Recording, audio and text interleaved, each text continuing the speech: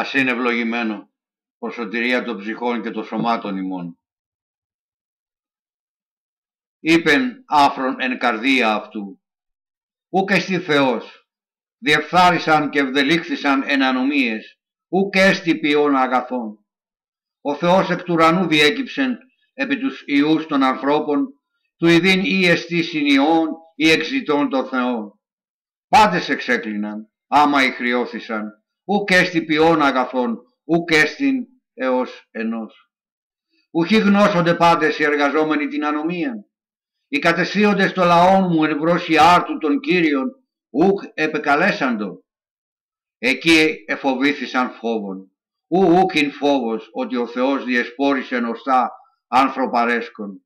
Κατησχύνθησαν ότι ο Θεός εξουδένωσεν αυτούς.